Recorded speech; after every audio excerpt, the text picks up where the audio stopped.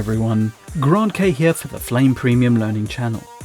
In the previous video, we looked at the desktop and its core creative components. I have also said plenty of times that you need to save the desktop to ensure all your work is saved. This video will go into granular detail about the various ways you can save, load, and delete various core components, as well as the entire desktop. These are all functions that are crucial to Flame Premium.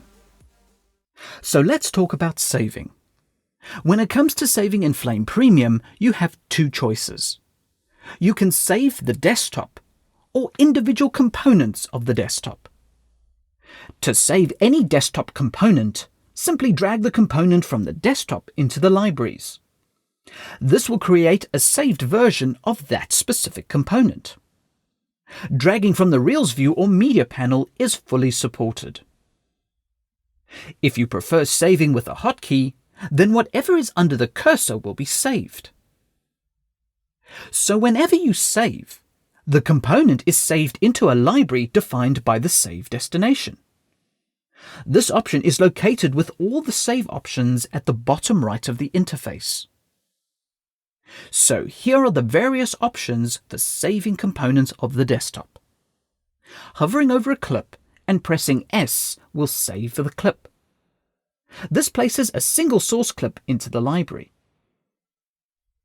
Hovering over an empty portion of a reel and pressing S will save the reel. Looking at the library again, you will see a collapsed reel. When the reel is expanded, it will show all the clips from that reel. A point to note is that even the order of the clips is maintained in the library. And finally, switch to the batch area. If nothing is selected in the flow graph, you can press S and it will save the current batch setup to the destination library. Be aware that this is not an iterative batch snapshot. To create a snapshot, click on the camera icon and a snapshot will be added to the active desktop components. I'd like to point out that there is also the load and save buttons in the batch interface. These functions load and save batch files to your external file system. Traditionally, they were used to back up a batch flow graph. However, the batch snapshot is much more complete. The batch snapshot keeps the media and the setups all together, and this is all managed by the current desktop. If you still want to save a batch file with every snapshot, there is an option in the Preferences menu that enables this behavior.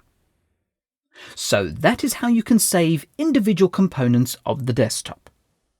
But please do not forget that saving individual components is not saving all your current work. To ensure that all your work is completely saved, you need to save the desktop.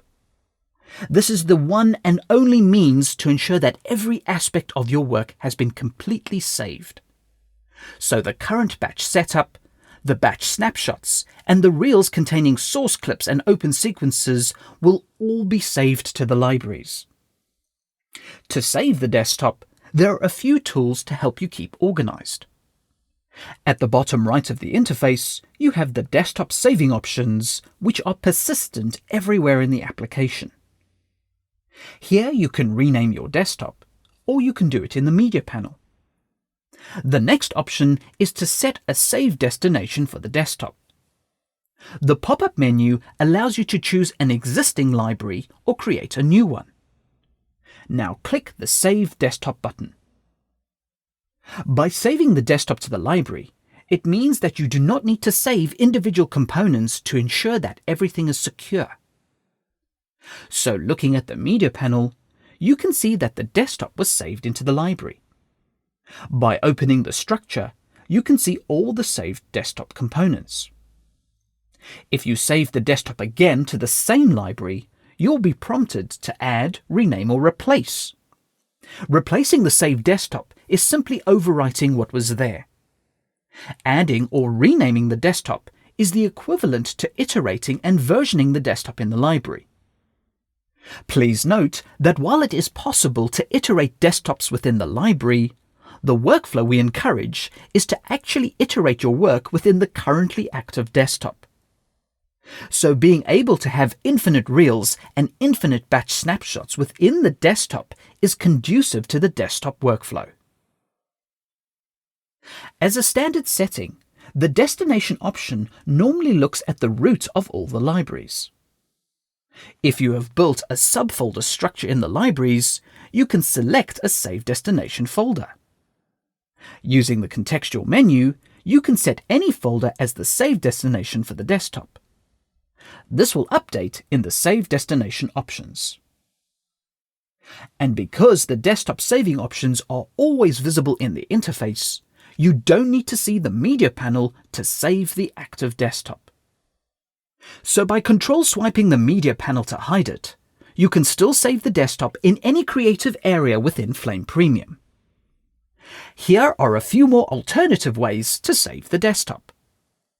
If you wish to save the active desktop with a hotkey, hover over the middle bar in either the Timeline view or Tools view. Press the S hotkey.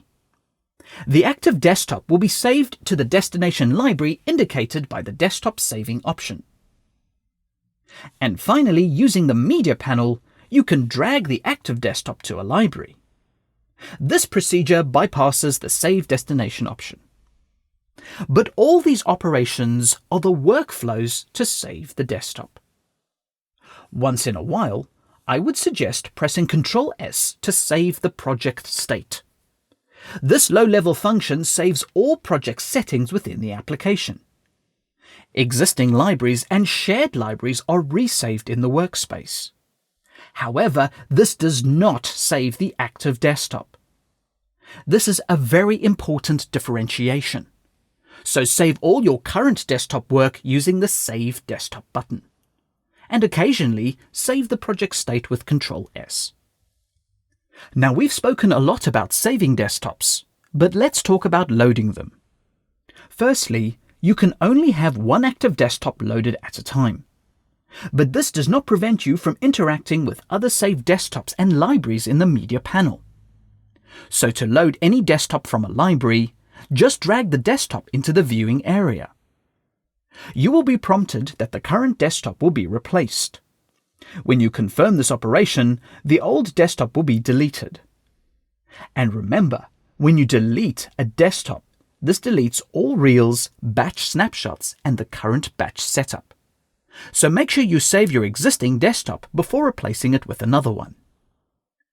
One great workflow benefit is when you load a desktop, the current loading library becomes the current saving destination for the desktop. This means that when you replace or iterate the desktop in the libraries, it gets saved back to its original library location. So it's easy to track and organize the desktops when you update them. We've established that loading a desktop replaces the existing desktop in all core creative areas. But if you need individual components, such as clips or reels, the dragging operation will append the components to the active desktop.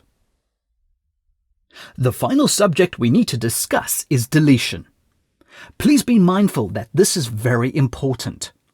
Misunderstanding this concept could lead to a loss of work. If you wanted to delete individual components from the active desktop, you can do this based on your cursor's location.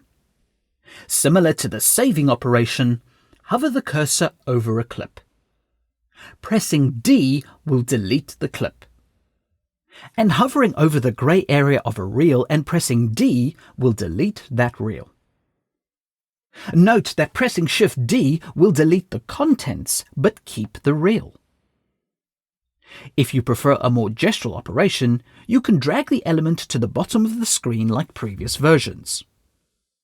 When deleting a clip or reel, you will not get any warnings. You can undo the deletion as long as it remains in the undo list. If you only want to clear or delete the current batch setup, you can do it in one of two ways. Select the batch setup in the Media panel, and with the contextual menu, clear the batch setup.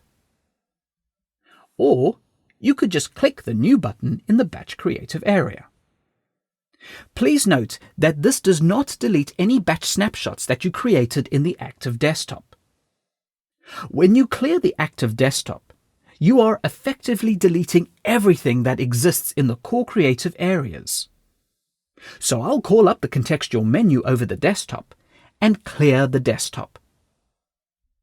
You will always get a warning notification when performing this operation. Confirming this clears the desktop. The current batch setup, the batch snapshots, and all the reels containing sources and sequences are deleted. So to be clear, if you delete the desktop when looking at the reels view, it will also clear all the other creative areas, including the current batch flow graph. I'll switch to the batch area to show you what I mean.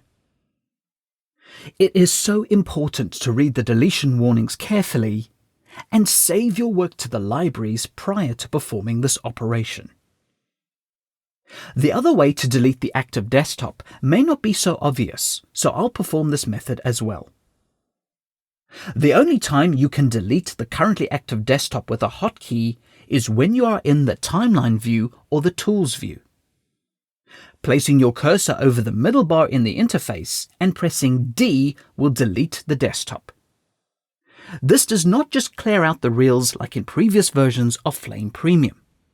This will erase everything as previously mentioned. As a reminder, hovering over this location and pressing S will save the active desktop, or pressing D will delete the active desktop. Please do not ignore the warning notifications. Coming next, we'll go into the granular detail surrounding all the existing and new functionality of the media panel. Think of it as the workspace browser. Comments, feedback, and suggestions are always welcome and appreciated. Thank you for watching, and please subscribe to the Flame Premium Learning channel for future videos.